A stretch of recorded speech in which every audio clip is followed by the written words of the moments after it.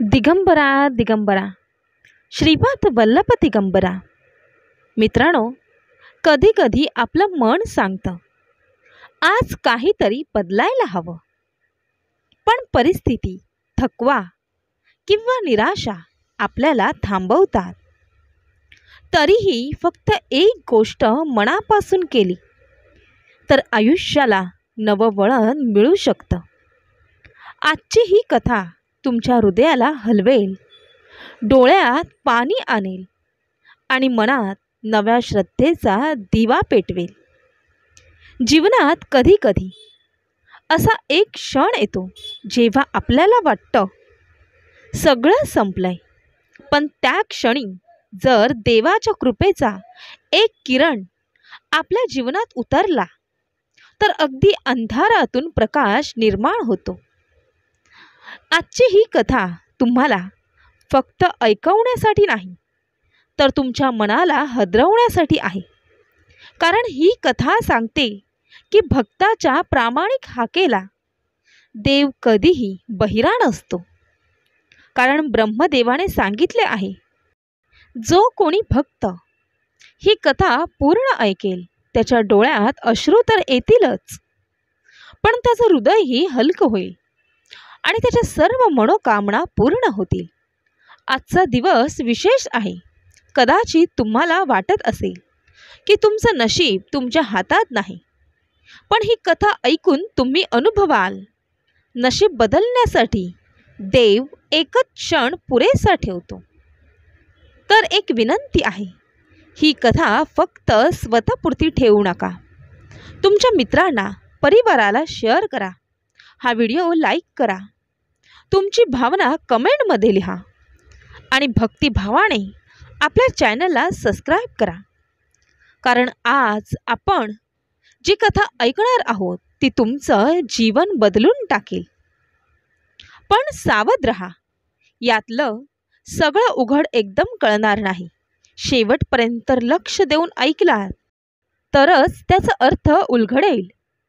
ही केवळ एक भक्ताची कहाणी नाही, तर ती आहे त्या शक्तीची जी आपल्या श्रद्धेला चमत्कारात बदलते. जर कधी आयुष्यात तुम्हाला वाटत असेल की सर्व काही संपलं, तर ही कथा तुम्हाला सांगेल, संपणं म्हणजे फक्त एका नव्या सुरुवातीचं नाव आहे. तर कथा सुरू होते. एक गाव असते. ते गाव एकदम साधं, शांत आणि देवाच्या कृपेनं नटलेलं. पण त्या गावाच्या टोकाला एक जुनं मोडकळीस आलेलं घर होतं. त्या घरात राहत होता गणेश भाऊ. वयाने 50शीत, डोळ्यात थोडा थकवा, पण अंतर्मनात अजूनही जगण्याची आस. गणेश भाऊचं आयुष्य एकेकाळी सुखाचं होतं. पत्नी, 2 मुलं, शेती आणि सगळ्यांचा सन्मान.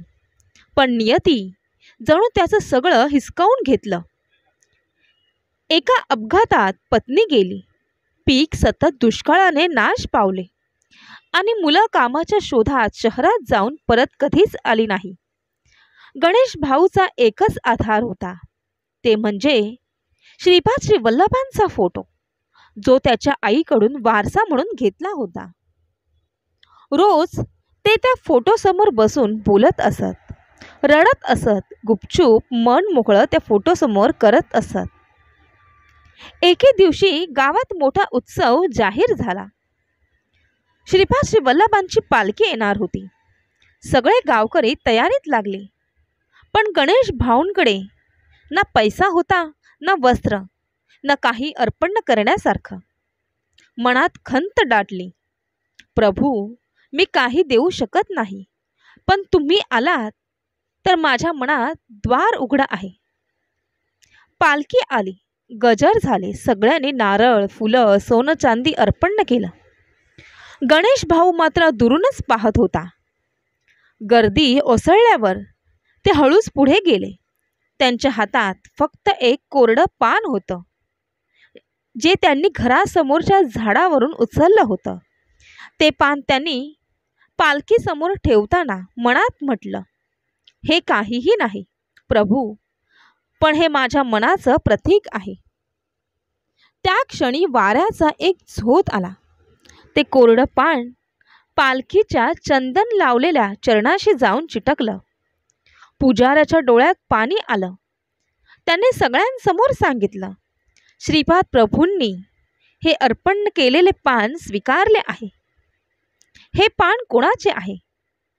भक्ती वस्तूंनी मोजली जात नाही, ती मनाने मोजली जाते. गावात चर्चा झाली, पण गणेश भाऊ शांतपणे परत घरी आले. त्या रात्री स्वप्नात त्यांना श्रीपाद श्रीवल्लभ दिसले. प्रभू म्हणाले, गणेशा, तुझं कोरडं पान माझ्यासाठी सोन्यापेक्षा मौल्यवान आहे. उद्या सकाळी उठल्यावर चमत्कार पहा. सकाळ झाली. गणेश भाऊ उठले आणि पाहतात तर काय, अंगणात जेथे ते कोरडं पान ठेवलं होतं तेथे एक मोठा सोन्याचा नारळ ठेवलेला होता. त्या सोन्याच्या नारळाने त्याच्या आयुष्याला नवं वळण मिळालं. शेती पुन्हा सुरू झाली, घराची दुरुस्ती झाली आणि मुलं परत आली. पण गणेश भाऊंनी तो नारळ विकला नाही, तो त्याने मंदिरात ठेवला. ते म्हणाले, हे माझं नशीब बदलणार नाही, तर श्रद्धा बदलणारं चिन्ह आहे. गावात एक वाक्य प्रसिद्ध झालं, जेव्हा तुमच्याकडे काहीच उरलेलं नाही, तेव्हा तुमच्याकडे देवाचा विश्वास तरी असतो. मित्रांनो, ही कथा आपल्याला सांगते की भक्ती ही पैशाने किंवा सोन्याने, वस्तूने नाही, तर श्रद्धा भावनेने होते. श्रीपाद प्रभूंच्या दारी मनापासून जे काही अर्पण केलं जातं ते त्यांना नक्कीच पोचतं. मग ते कोरडं पान असो किंवा सोनं किंवा काही पंचपक्वान किंवा साधं अन्न. ही कथा शेवटपर्यंत ऐकल्याबद्दल धन्यवाद. मित्रांनो, जर ही कथा तुमच्या मनाला भेटली असेल तर नक्कीच लाईक करा, तुमच्या मित्रांपर्यंत, परिवारांपर्यंत पोचवा आणि अशाच भक्तिभावाच्या कथा ऐकण्यासाठी आपल्या चॅनलला सबस्क्राईब नसेल केलं तर आत्ताच सबस्क्राईब करा. ही कथा शेवटपर्यंत ऐकल्याबद्दल धन्यवाद. शेवटी तुमच्या सर्वांच्या चांगल्या इच्छा, चांगल्या मनोकामना पूर्ण हो, हीच श्रीपाद चरणी प्रार्थना.